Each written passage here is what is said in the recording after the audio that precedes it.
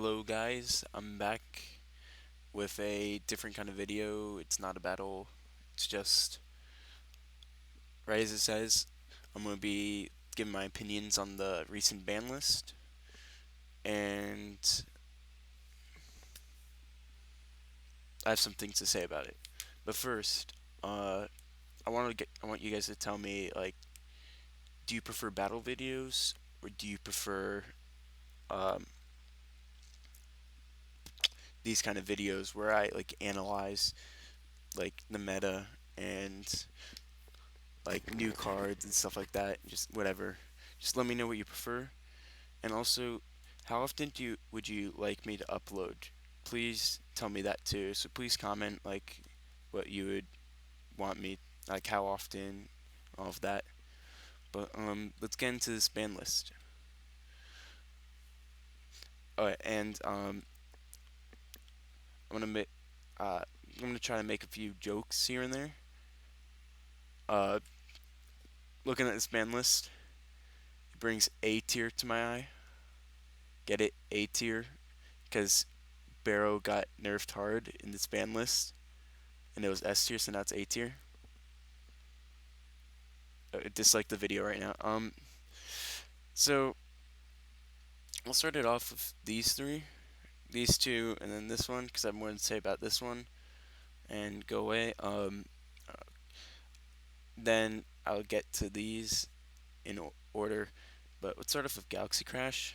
Some people are trying to get it to two, and I think with Galaxy Crash at one and Beast of Black Hole at one, I think that's perfectly fine. Like if they're both at 1 and 1. I think Galaxy Crash is it would be balanced if it ended your turn, but it would see a lot less use and it wouldn't be a staple if that was true. I do like Galaxy Crash the way it is, but it usually lets you get like free attacks, and if you have like 20 stars, you somehow or like Phantom Matter and Omnius, if they don't have Beast of the Black Hole, that's a free 10 points, and like that's the only problem with Galaxy Crash is you can really combo off of it, and it really doesn't take much to start.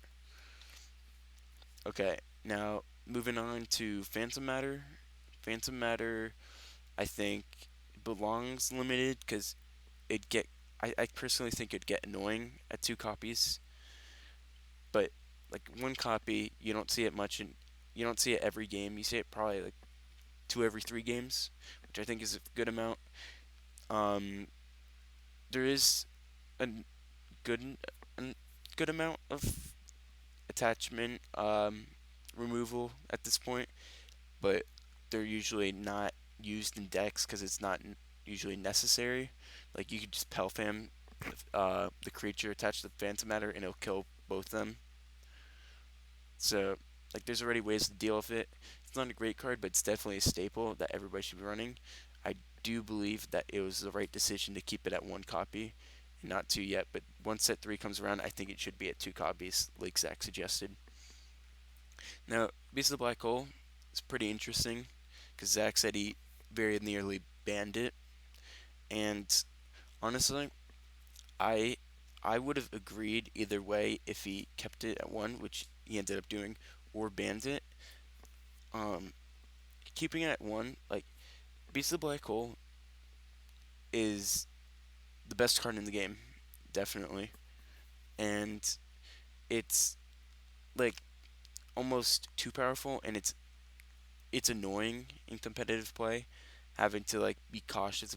Like the goal is to keep you cautious, but you know when like if it's a really late game and you're about to win, you know they're about to beast the black hole you, and like that's just annoying at that point. And they get it's pretty much a galaxy crash, like unless they bait with one to see if you have it or you're gonna use it.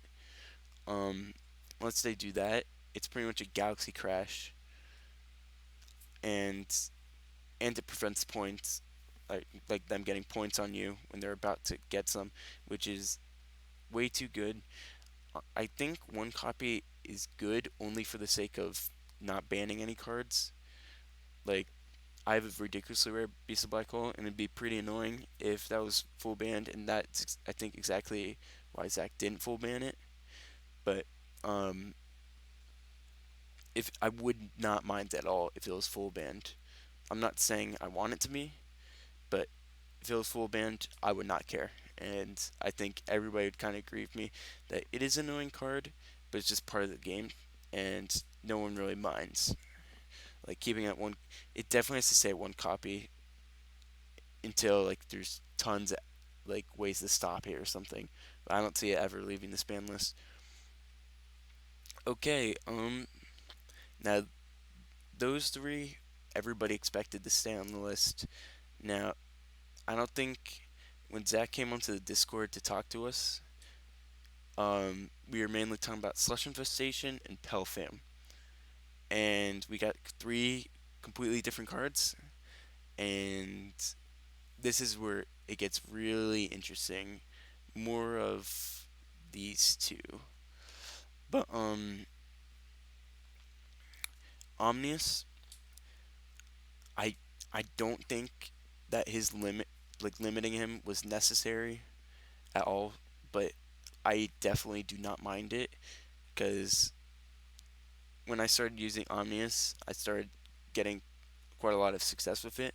So people started following along, and now it seems like almost all people play two copies of Omnius, which I never expected to happen. I know PDF is not on board with the Omnius train, but I think Omnius is a balanced card, but I do like it at one copy because it allows for my diversity of cards. It's really just annoying to deal with because like I put two super like I discovered Supernova, like I didn't use it until Omnius became big, and like I had to start using that run two copies to deal with Omniuses because like if somebody's just pumping out big creatures, you're not going to be able to deal with it, and like Omnius catching you at the wrong time is extremely annoying, and he's pretty hard to deal with, but like as long as you've been prepared for him, you should be fine.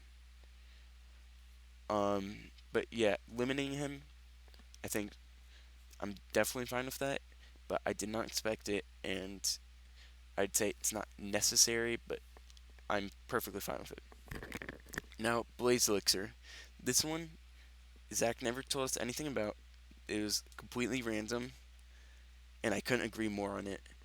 This card is honestly allows for some crazy combos, and two copies is definitely too much with it. Nobody ever thought about it. Nobody expected Blaze Elixir to be in the ban list, yet it fits so perfectly because Blaze Elixir was so good in like Barrow being able to flip and the attack for 6 points on like the second turn, and that your opponent can actually do nothing about it.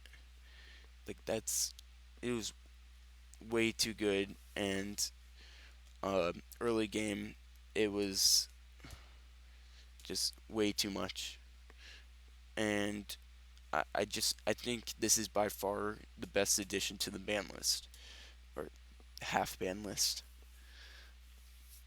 Okay, and here's where I don't agree at all on Eternity Amulet.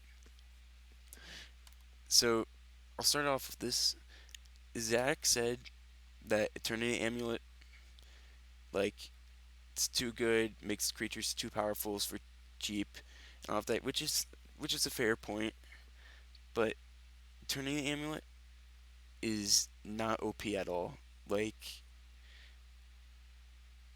there's so many ways to deal with it.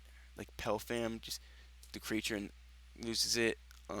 Big creature, like KO, um, Galaxy Crash beats the black hole. You have all those things, but that's not the main part of it. He he thought like I like I like how he like kind of tried to keep to like limiting cards so that not everybody was running the same cards. Like, he kind of went for that with Eternity Amulet. He was going for that, yet he was completely wrong in his assumption. He believed that he said in his video like he's pretty sure everybody in competitive runs two copies of it. Um, that I think that belief made him uh, make this choice. And Eternity Amulet was like, honestly, I think probably one in every three decks, maybe even less, played it. And I only played one copy in my deck, but I can understand why he may have thought everybody ran two copies because it probably showed up in my videos a lot because it's always me using my main deck and I use Eternity Amulet, so I can see that. But like Eternity Amulet did not deserve this at all, and it's really not that powerful when you have so many ways to deal with it. And I, I just don't agree with this one at all. It should be Eternity should be at two copies, and like again, I don't mind it, but it just doesn't make sense. It's like it's not OP at all. It just doesn't belong with these cards. And okay, I'm gonna give my final thoughts on this list. I'm not sure how long I've been talking for. It's probably coming close to 10 minutes. I always talk way longer than I want to, but I'd say overall, this list really shocked me, and it was a direct shot to my deck because like these were main components of my deck. But I'm okay with that, and I think for the most part, 5 out of 6 of the cards I'm a okay with. Just my only problem is Eternity Amulet. Like I do not think this belongs at all. But other than that, this list is great. Except you thought I would forget something. Pelfam, Pelfam should have been half banned. Pelfam definitely should have been half banned. Like Pelfam, you could say he's good for the game. He keeps it balanced, but he bounces a creature and attacks for 3 points. He has so much versatility, and it's just like, why is he not half banned? He works so well with everything in every deck. He can like pretty much remove two creatures. He's a high power, high attack. 7 stars is not that much, especially in a game where control decks mainly run the meta. And that's one of Zach's main points, that it's like Pelfam is 7 stars. So it costs, it like takes a lot to gain that. It really doesn't, especially with control decks.